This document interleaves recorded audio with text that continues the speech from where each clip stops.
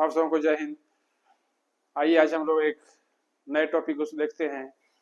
इसके पहले जो मेरे चैनल पर नए हैं वो इसे सब्सक्राइब कीजिए, लाइक कीजिए, शेयर कीजिए ताकि मुझे हौसला मिल सके। तो आज का टॉपिक हम लोग देखते हैं ऊर्जा संसाधन के रूप में।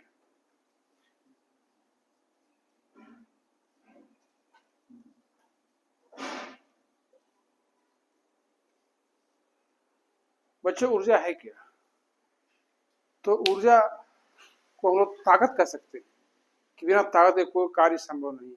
हम लोगों को कहीं चलना है तो उसके लिए ऊर्जा चाहिए, शक्ति चाहिए, जो हमें भोजन से मिलता है। उसी प्रकार से कोई भी छोटे मशीन या बड़ी मशीन है, सब कुछ चलाने के लिए ऊर्जा चाहिए। चाहे वो ऊर्जा हमें मानवीय शक्ति से मिले, विद्युत से मिले, कोयले से मिले, भाप से मिले, किसी चीज से मिले, तो बिना ऊर्जा के हम लोग कार्य नहीं कर सकते। इसीलिए हम लोग बोलते हैं कार्य करने की क्षमता को ही हम लोग ऊर्जा कहते हैं। क्योंकि ऊर्जा वर्तमान समय में एक बहुत ही वाइटल रिसोर्स है, महत्वपूर्ण संसाधन है। इसलिए इसकी उपयोगिता दिनों दिन बढ़ती जा रही है और दुनिया का वह देश जो ऊर्जा के मामले में आगे है वह विकास के दौर में भी आगे है।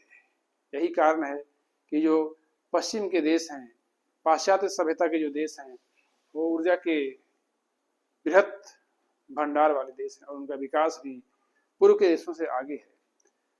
तो देर न करते हुए आइए हम लोग इसके परिभाषा पे पार आते हैं कि ऊर्जा संसाधन है क्या। कि कोई भी शक्ति, कोई भी ताकत जो हमारे काम को इजी बना दे उसे मशीन कहते हैं। और उस मशीन को चलाने के लिए जो हमें शक्ति चाहिए उसी को हम लोग ऊर्जा कहते हैं। तो इस ऊर्जा का उपयोग प्राचीन काल से होता चला रहा है। जब हम मानवीय श्रम से वस्तु का उत्पादन करते थे, खेती का कार्य करते थे, उसमें एक तरह से आदमी के साथ साथ पशु भी काम करते थे, पशु की ऊर्जा से कार्य होता था। लेकिन वर्तमान समय में देखा जाए तो हम लोग जो प्राथमिक सेक्टर है, कृषि है, खनन है, पशुपालन है, मत्स्यन है, जो हम लोग द्वितीय सेक्टर है जिसमें सारे के सारे उद्योग आते हैं, और जो हम लोग का तृतीय सेक्टर है जिसमें वस्तु विनिमय है अर्थात संचार के साधन है, उसमें हम लोग का रोडवेज है, एयरवेज है, वाटरवेज है, पाइपलाइन परिवहन है। इन सभी कार्यों में, सारे प्राथमिक, द्वितीय और तृतीय सारे कार्यों में ऊर्जा की आवश्यकता होती है। और ऊर्जा या मशीन के साथ कंबाइन करता है तो वह तेजी से वस्तु का उत्पादन करता है। उसके काम करने का जो प्रोसेस है वह बहुत फास्ट हो जाता है और मानव की तुलना में यह बहुत ज्यादा वस्तु का उत्पादन करता है। ठीक है। तो उत्पत्ति के आधार पर देखा जाए या इसके नेचर पर देखा जाए, इसकी साम्यता के आधार पर देखा जाए तो ऊर्जा को हम लोग दो भागों में बांटते हैं। पहला हम लोग बोलते हैं परंपरागत स्रोत,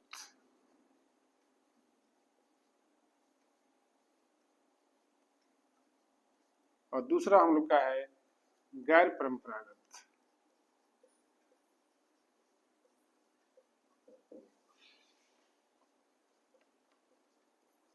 क्योंकि वीडियो लंबा हो जाएगा इसलिए आज हम लोग सिर्फ पढ़ेंगे परंपरागत स्रोत के बारे में। ठीक है, ये नेक्स्ट वीडियो में चलेगा हम लोग का। तो ऊर्जा के परंपरागत स्रोत हैं क्या? तो परंपरागत स्रोत ऊर्जा के वैसे स्रोत हैं जो उपयोग के साथ ही खत्म हो जाते हैं और इनका उपयोग प्राचीन काल से चला आ रहा है, अर्थात जिस स्रोत का उपयोग सबसे पहले हो रहा है और कई सदियों से यह मानव का सहकामी है, मानव का सहपाठी है, मानव का सहकर्मी बन के काम कर रहा है, उसे हम लोग ऊर्जा के परंपरागत स्रोत कहते हैं। लेकिन इसमें बड़ी समस्या है, जो भी ऊर्जा के ट्रेडिशनल स्रोत हैं, ट्रेडिशनल सोर्स हैं, वे पॉल्यूशन यूज होने पर पॉल्यूशन फैलाते हैं, प्रदूषण करते हैं। जैसे कोयला जलाने पर धुआं निकलता है, डीजल पेट्रोल जलाने पर भी धुआं निकलता है, जहरीली गैसें निकलती हैं, या आवाज भी, साउंड भी यह प्रोड्यूस करता है। साथ ही साथ इसे ढोने में भी बहुत समय और धन की आवश्यकता होती है। लेकिन ये सब बात गैर परंपरागत में नहीं, इसको हम लोग उस वीडियो में देखेंगे। तो फिलहाल जो हम लोग का परंपरागत स्रोत है उसके अंतर्गत सबसे पहले हम लोग का आता है लकड़ी, सेकेंड में हम लोग का है कोयला, नेक्स्ट हम लोग का है पेट्रोलियम, देन हम लोग का है एलपीजी, नेक्स्ट हम लोग का है सीएनजी, और नेक्स्ट हम लोग का है यूरेनियम। ये सारे के सारे स्रोत परंपरागत हैं जो उपयोग के साथ ही खत्म हो जाते हैं, इसलिए इनका भंडार भारत या दुनिया में क्या है, सीमित है। क्योंकि इसको बनने में बहुत समय लगता है, लाखों वर्ष में ये बन के तैयार होते हैं। तो जब इनके बनने का समय बहुत लंबा है तो जाहिर है कि पूरा दुनिया अभी अधिक से अधिक क्या है, इसी स्रोत का उपयोग कर रहा है, और यह स्रोत एक न एक दिन खत्म हो जाएंगे तो फिर हमारा भविष्य कहाँ जाएगा। तो खैर ये बात की बातें हैं, क्योंकि मानव विकास की दौड़ में आगे चल रहा है, दिन ब दिन विकास करते जा रहा है, तो आगे क्या होगा उसका कुछ ऑप्शन हम लोग ढूंढ लेंगे। तो फिलहाल हमें आज परंपरागत स्रोत के बारे में जानना है। इसमें हम लोग का जो लकड़ी है उसे तो हम लोग सब लोग जानते हैं कि लकड़ी क्या है, पेड़ का जो टुकड़ा हुआ लकड़ी है, तो इसे हम लोग सिलेबस में शामिल नहीं करते हैं। हम लोग शुरू करते हैं तो कहाँ शुरू करते हैं, कोयला शुरू करते हैं। आइए हम लोग देखते हैं सबसे पहले कोयला से। उसके पहले हम लोग एक इंडिया का मैप ड्रॉ करते हैं जहाँ हम लोग साइट को चिन्हित करेंगे। आइए पहले मैप बना लेते हैं हम लोग, क्योंकि भूगोल बिना मैप के पढ़ना सूर्य को दिया दिखाने के समान है। बिना मैप के हम लोग अध्ययन और अध्यापन नहीं कर सकते हैं। मेरे प्यारे बच्चों, तो आइए हम लोग देखते हैं अब कोयला के बारे में कि कोयला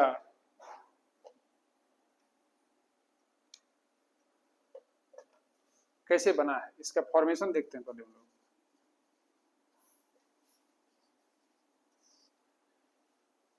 ऐसा माना जाता है कि कोयला अवसादी चट्टानों में पाया जाता है, जो परत दर परत चीजों के जमने से तैयार होता है।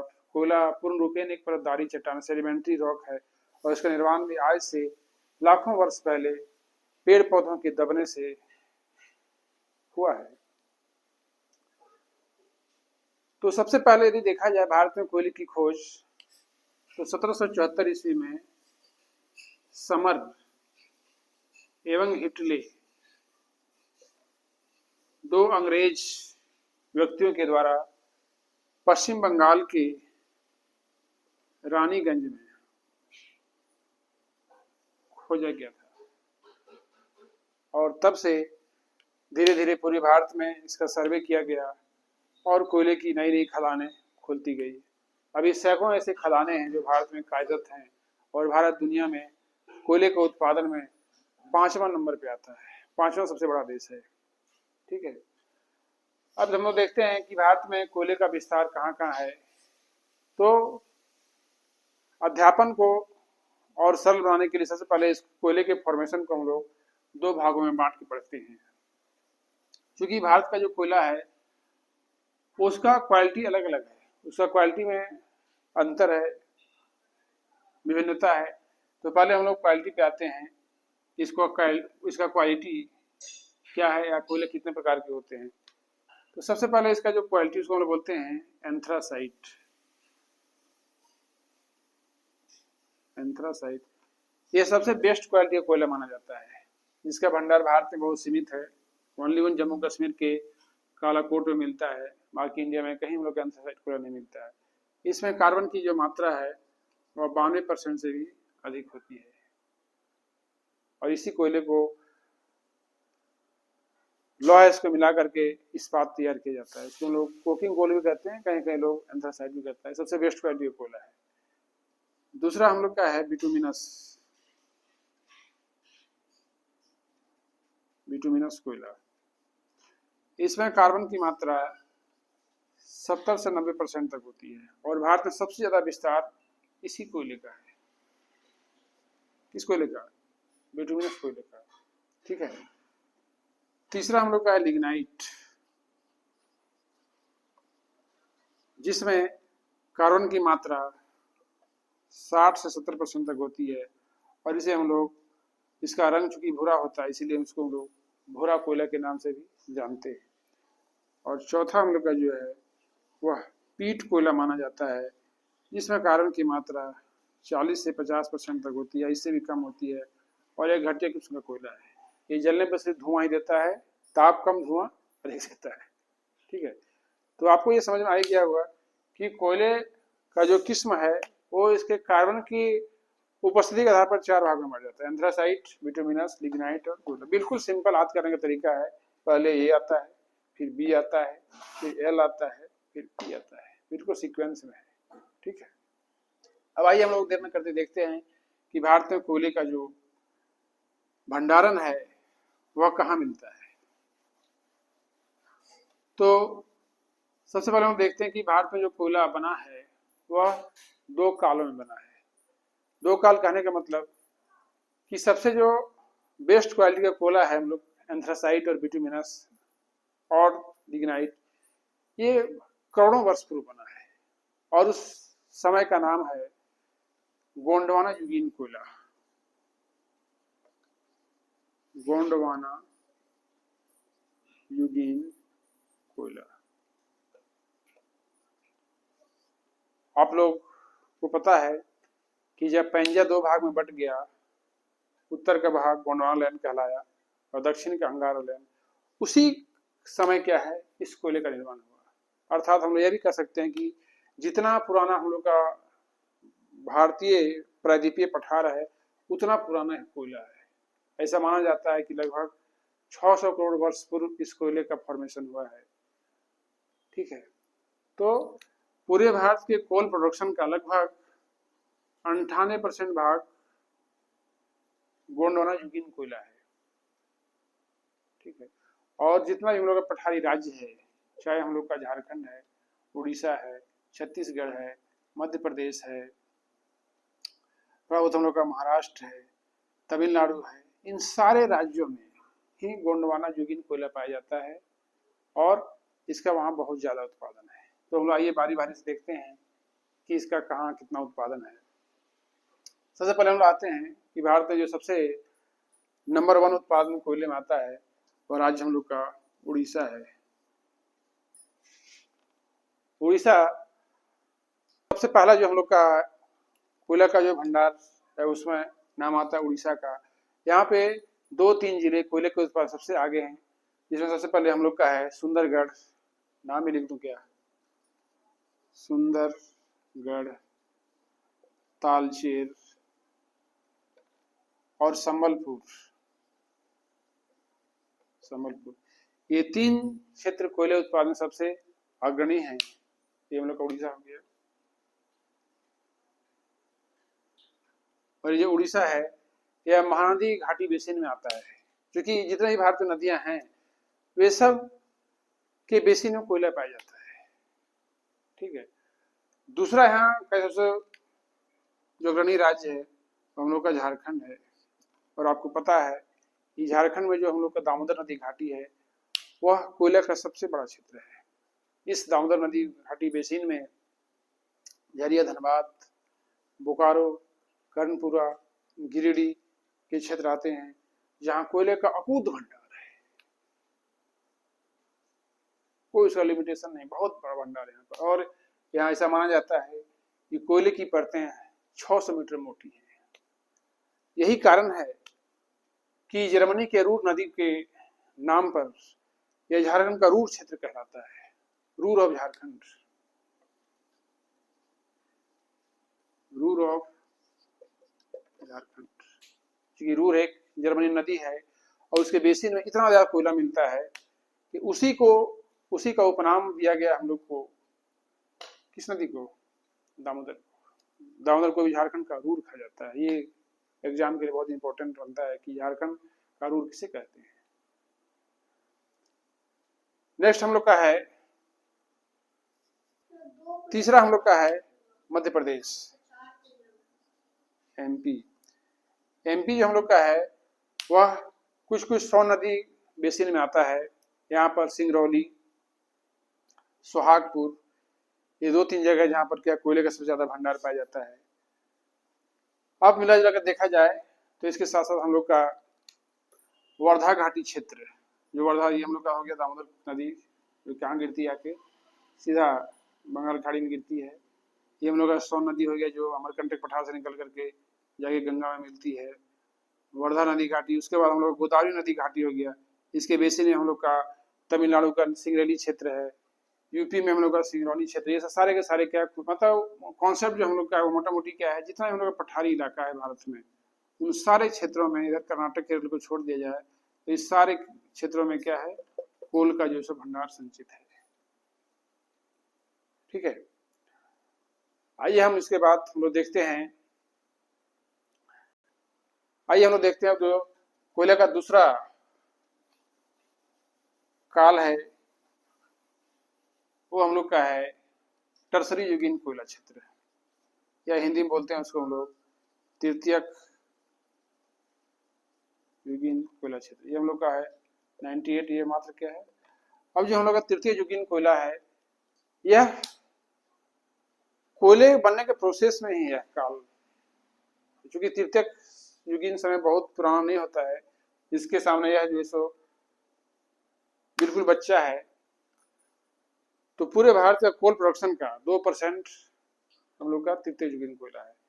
इसका क्षेत्र हम लोग का दक्षिण के राज्यों में तमिलनाडु, कर्नाटक वगैरह में है। और यहाँ का एक साइट है जिसका नाम आप लोग जानते होंगे, तमिलनाडु का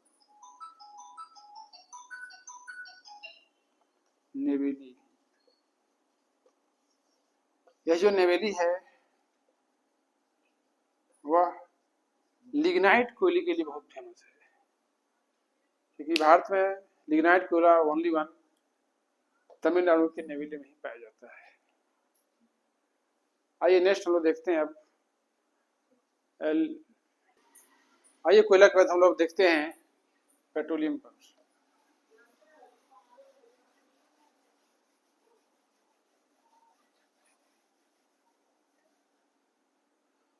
जिस तरह से हम लोग कोयला को ब्लैक डायमंड कहते हैं, उसी प्रकार से जो लोग का पेट्रोलियम है उसे तरल सोना कहते हैं, क्योंकि पेट्रोलियम का महत्व बहुत ज्यादा है।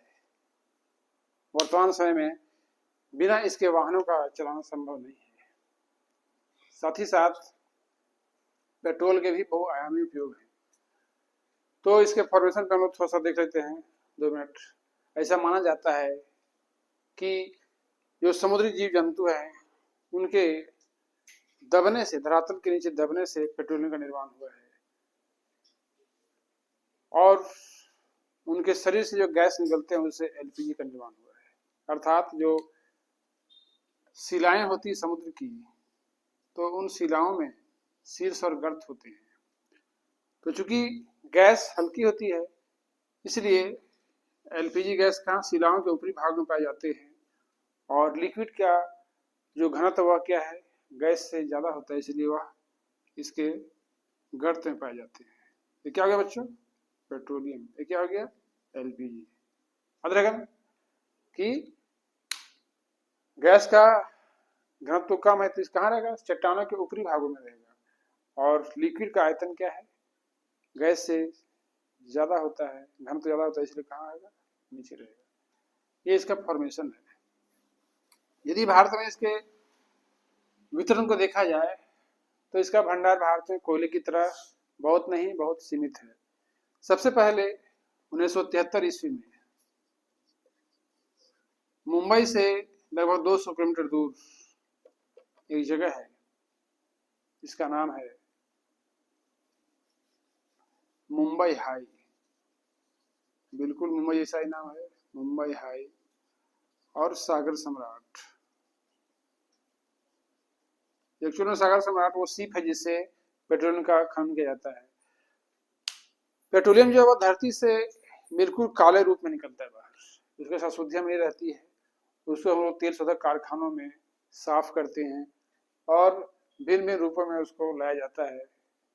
ठीक है, उसको रिफाइनरी कहा जाता है। नेक्स्ट हम लोग का जो इसका उत्पादन क्षेत्र है वो आसाम के नाहरकटिया और डिगबोई क्षेत्र में है। यहाँ पे शिवसागर जिला है, इस शिवसागर जिले में ही या दो क्षेत्र जो ब्रह्मपुत्र की घाटी में पड़ता है। ठीक है, नेक्स्ट क्षेत्र देखा जाए इसका, तो गुजरात का जो खंभात की खाड़ी है, इसके अब तटीय क्षेत्र में ही पेट्रोलियम का भंडार संचित है। यही कारण है कि गुजरात का जो जामनगर है वहाँ एशिया का सबसे बड़ा रिफाइनरी है, जो रिलायंस के अंतर्गत आता है, क्योंकि खंभात की खाड़ी बिल्कुल इसके निकट है और यहाँ से इसे क्या है, कच्चा तेल प्राप्त होता है और वहीं तुरंत जो है सो जामनगर में उसको रिफाइन किया जाता है और उसका डिस्ट्रीब्यूशन पूरे भारत में है। आपको बता दूं कि पेट्रोलियम का परिवहन पाइपलाइन के जरिए होता है और उसके भिन्न भिन्न सेंटर हैं जहां साफ पेट्रोलियम को मार्केट तक सप्लाई किया जाता है। क्योंकि भारत पेट्रोलियम के मामले में आत्मनिर्भर नहीं है, इसलिए दुनिया के अदर कंट्री से, ओपेक कंट्री से इसका आयात करता है और अपनी अर्थव्यवस्था को रफ्तार दे रहा है। इसके बाद हम लोग देखते हैं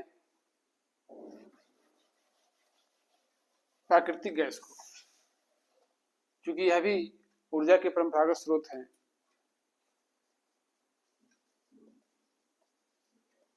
प्राकृतिक गैस, इसके दो फॉर्म हैं, एलपीजी और सीएनजी। इसे हम लोग बोलते हैं लिक्विड पेट्रोलियम गैस, जो सिलेंडर में भर के घरेलू उपयोग में लाया जाता है, और ये हम लोग का है कंप्रेस्ड नेचुरल गैस, जिसे वाहनों में उपयोग किया जाता है। बड़े बड़े महानगरों में अब सीएनजी युक्त वाहन ही चलते हैं, पेट्रोल डीजल के वाहन बंद पड़ गए। इसका भंडार खास करके डेल्टाई क्षेत्रों में पाया जाता है, जिसे हम लोग का गोदावरी नदी घाटी का, गोदावरी का जो डेल्टा है, केजी बेसिन, कृष्णा गोदावरी का जो बेसिन है, केजी बेसिन कहते हैं उसको, KG basin, Krishna Godavari basin का जो डेल्टाई भाग है वहाँ इसका पता चला है और यहाँ से इसका खनन किया जा रहा है। नेक्स्ट इसी में आता है हम लोग का नाभिकीय ऊर्जा।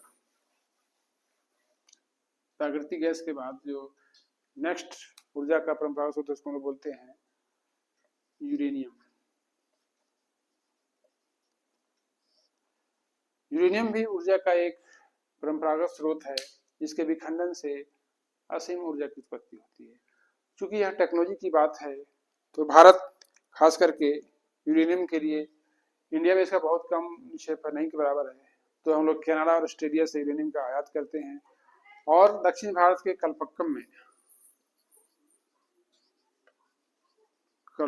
में रूस के सहयोग से एक संयंत्र की स्थापना की जा रही है, जो जल्द ही चालू होने के कगार पर है, और प्रयास है कि इसके अलावे उत्तर भारत में भी इसका सेंटर स्थापित किया जाए ताकि इसका लाभ जन जन तक पहुंच जाए। साथ ही साथ आपको बता दूं मैं कि केरल में जो बालू तटस्थ बीच है, वहां पे मोनाजाइट